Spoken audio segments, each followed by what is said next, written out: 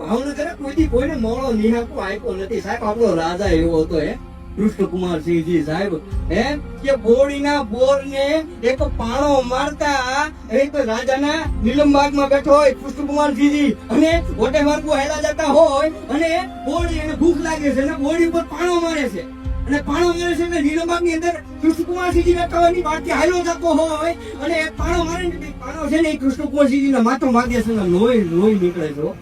ત્યાં તો રાજા સાહેબ હતી સાહેબ કેવો આદેશ કર્યો કે જાઓ એને ત્યાં લાવવામાં આવે છે વ્યક્તિને. ત્યારે એને પૂછવામાં આવે છે કે આ પાણો ભાઈ તે ઘા કર્યો હતો કે હા કેમ ઘા કર્યો હતો તો કે રાજા જયારે રીતે હું નીકળતો હતો ને ત્યારે મને ભૂખ લાગી હતી ત્યારે રીતે મેં એને પાણો માર્યો ને પાણામાંથી મને બોડીએ બોર આવી પણ મેં મારું ભૂખને સંતોષી.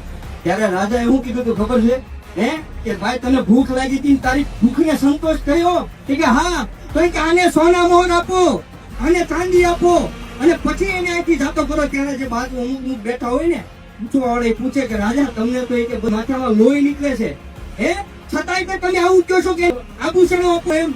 ત્યારે કૃષ્ણકુમારસિંહજી એવો જવાબ દીધો તો આપણા આ પ્રગણાનો રાજા સાહેબ એને એવો જવાબ દીધો કે જો એક પાણો મારતા જો બોડી બોર આપ્યું તો હું 1805 નો ધણી છું. ભલા માણસ જો હું એને જો એની ભૂખને સંતોષ ન કરું ને તો ભલા માણસ મારા જીવતરમાં ઘર પડી કહેવાય. ભલા માણસ એ કૃષ્ણકુમારસિંહજીની ધરતી છે સાહેબ